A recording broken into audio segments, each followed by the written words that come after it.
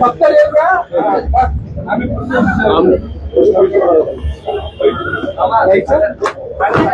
अरे येईल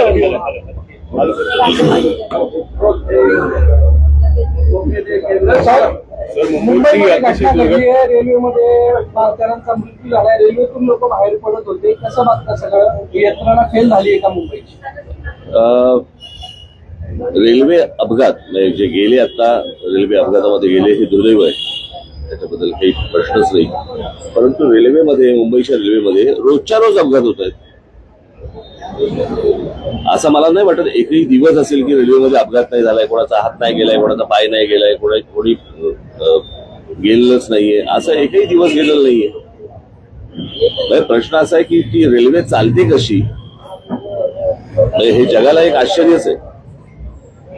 खरं तर अनेक वर्ष याच्यावरती अनेकदा मुंबईतल्या लोकांनी हा गोष्ट केंद्र सरकारला सांगितली की त्याच्यासाठी एक वेगळं महामंडळ तुम्ही करा, ते रेल्वे मंडळच वेगळं करा. कळलं का? अजूनही काही होत नाहीये त्या सगळ्या गोष्टींसाठी. आणि रेल्वे मुळात एक गोष्ट आपण बघितली पाहिजे याच्यातनं की या शहरांचं सगळ्याच आपल्या शहरांचं काय झालंय. नुसता हा रेल्वे पुरता मध्ये विषय नाहीये. मी त्या दिवशी माझ्या एका मुलाखतीमध्ये पण मी सांगितलं होतं की हा सगळ्या शहरांचा आपल्या विचका झालेला आहे. एक तर रिडेव्हलपमेंटच्या नावाखाली रस्ते नाहीयेत आणि नुसत्या उंच उंच इमारती उभ्या राहत आहेत या सगळ्या ठिकाणी. आणि रस्ते नसल्यामुळे पार्किंगची व्यवस्था नाही, पार्किंगची व्यवस्था नाही म्हणून ट्रॅफिक अडला जातो. कित्येक मी तुम्हाला तर पुण्यामध्ये पण अनेक ठिकाणी असेल, मुंबईमध्ये तर अनेक ठिकाणी आहे, अनेक ठिकाणी ठाण्यामध्ये अनेक ठिकाणी की जर समजा कुठे आग लागली तर फायर ब्रिगेडचा बंब नाही जाऊ शकत तिकडे आतमध्ये. अशी आपली सगळी शहरांची अवस्था झालेली आहे. कोणी शहराचं प्लॅनिंग म्हणून मागे मी म्हटलं होतं की टाउन प्लॅनिंग नावाची काही गोष्टच नाही आपल्याकडे. मी गेले इतकी वर्षाचे मी तुम्हाला सांगतो की बाहेरून येणारे जे लोंढे आहेत आपल्या सगळ्या शहरांवरती आदळणारे, याच्यातच ही रेल्वे कोलमडली कशासाठी. रेल्वेचा बोजवारा उडालेला आहे, सगळ्या अख्ख्या ट्रॅफिकचा बोजवारा उडालेला आहे. लोकांना चालायला फुटपाथ नाहीयेत, ट्रॅफिकसाठी वाहनांसाठी रस्ते नाहीयेत, कोण येतंय कोण जातंय माहिती नाहीये. नुसते तुम्हाला मेट्रो आणि त्या काय ते तुमचे बाकीच्या सगळ्या सोयी सुविधा करतात ते काय मेट्रो आणि काय करतात मोनोरेल, याने प्रश्न नाही सुटणार. मुंबईमध्ये मोनोरेल्स आहेत, मेट्रो आहे, सगळ्या गोष्टी रेल्वे आहे, बरोबर आहे. मग गाड्यांचं रजिस्ट्रेशन थांबलं का?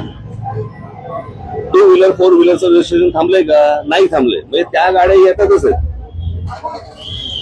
म्हणजे नक्की मेट्रो कोण वापरतंय, मोनोरेल कोण वापरतंय, कोण काय करतंय, काही कोणी पाहायला तयार नाहीये. सगळेजण फक्त आपले निवडणुका आणि प्रचार आणि सगळ्या याच्यातच सगळे गुंतलेले आहेत. शहरं म्हणून याच्याकडे बघायला कोणी तयार नाही. आणि शहरांबद्दल बोललेलं याच्यावरती तुमच्या चॅनलवरती त्याला किंमत नाही.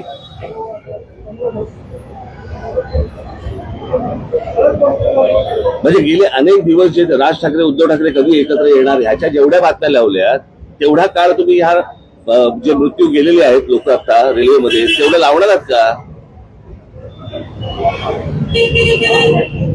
आपण कशाला महत्व द्यायचंय, कोणत्या गोष्टीला महत्व द्यायचंय हेच समजेल असं झालंय सगळ्या गोष्टींमध्ये. जर या शहरांच्या गोष्टी तुम्ही सगळे शहरामधले पत्रकार आहात, तुम्ही या शहरातल्या गोष्टींकडे जास्त फोकस करा. सरकारचं लक्ष कसं जाईल या गोष्टींकडे याचं तुम्ही ह्याच्यावरती लक्ष दिलं पाहिजे तुम्ही. बाकीच्या सगळ्या गोष्टी फार मामूली आणि इतर सगळ्या किरकोळ गोष्टी आहेत.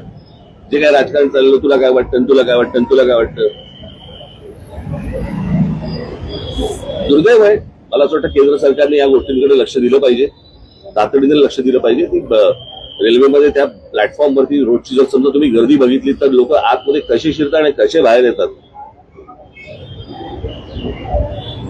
रेल्वेने प्रवास मीही केलेला आहे. कॉलेजमध्ये असताना मी 2 वर्ष बिहारमधले प्रवास करायचो, त्याच्यामुळे मला माहिती आहे रेल्वेचा प्रवास काय असतो. आणि रेल्वे स्टेशनवरती गर्दी त्यावेळेला गर्दी खूप कमी असायची तशी. पण ज्या प्रकारचे आपण रेल्वे प्लॅटफॉर्म बघतोय आता, तुम्ही संध्याकाळी तुम्ही मुंबईचा प्लॅटफॉर्म बघून दाखवा, तुम्ही आज शिरून दाखवा मला त्या ट्रेनमध्ये. आणि त्याच्यानंतर ती सगळेजण जे प्रवास करत असतात त्यांच्या चेहऱ्यावरती एक स्मित हास्य असतं किंवा काही बाबा असे काही विलक्षण आहे ते सगळं. का हा अपघात घडला बरेचदा प्रवासी तक्रार करतात. खूप एक डेंजर कर्व आहे तिथं, म्हणजे बरेचदा दोन गाड्या जेव्हा क्रॉस होतात आणि त्यामुळे कर्व असल्यामुळे दोन जेव्हा लोकल क्रॉस करून होते ठीक आहे. रस्ते गेली बरोबर. लटकतात त्यावर. तर हे काय नव्याने हा काऊन निर्माण नाही झालाय, हे माहिती आहे ना लोकांचं. कळलं का? रेल्वे मंत्री म्हणून काय करतात? नाही, आता हे सगळं आनंद आहे त्याचा. रेल्वे मंत्र्यांनी राजीनामा द्यावा. राजीनामा कशाला द्यावा? जावं तिकडे बघावं काय चाललंय ते, सुधारावं. रेल्वेची संख्या वाढत नाही त्यातलं हे सगळं. अहो तुम्ही एकदा मुंबईच्या रेल्वेमध्ये प्रवास करून बघावं, मग तुम्हाला कळेल मी काय म्हणतो. रेल्वे ऍडमिनिस्ट्रेशनचं म्हणणं याच्यावरती त्याचा क्लोज सिस्टम एसी लोकलला होती, मग ते फिजिबल वाटतं. अहो कसे माणसं राहतील आतमध्ये बिल भरून भरतील. किती गर्दी असेल कल्पना आहे का तुम्हाला? म्हणजे त्याची एक जागा बाबा बाहेर पडण्यासाठी पाहिजे, एक जागा आत जाण्यासाठी पाहिजे. काही नाही, जिथनं बाहेर पडतायत तिथनं आत जातायत. तर ज्याला उतरायचंय तोच परत पुढच्या स्टेशनवर जातोय. आता जो अपघात झाला त्यावेळेस तिथं सुविधा पण मदत कार्य पण लवकर पोहोचलं नाही. त्या बॉड्या होत्या मागे पण नाही का तुम्हाला आठवत असेल की त्याच्यावरती आंदोलन झालं होतं, त्या ब्रिज मध्ये सगळे पडला होता. पडला होता आणि सगळं झालं होतं. सगळ्या ठिकाणी हे माणसाची किंमतच नाही हो आपल्याकडे देशात. सकाळी घरी गेलं तर संध्याकाळी येईल का नाही माहित असतं. याचं कारण माणसाची किंमत नाहीये. हीच गोष्ट जर समजा जगात कुठेही घडली असली ते कसे बघतात त्याच्या गोष्टींकडे. आपले हे सगळे जातात ना आता परदेशामध्ये जातात, सगळे जग बघून येतात. मग हे सगळे मंत्री संत्री जे जातात ते काय नक्की घेऊन येतात? तिकडची रेल्वे तुम्ही आणू नका, बाकी विचार तरी आणा, तोही नाहीये. फ्रस्ट्रेटिंग आहे.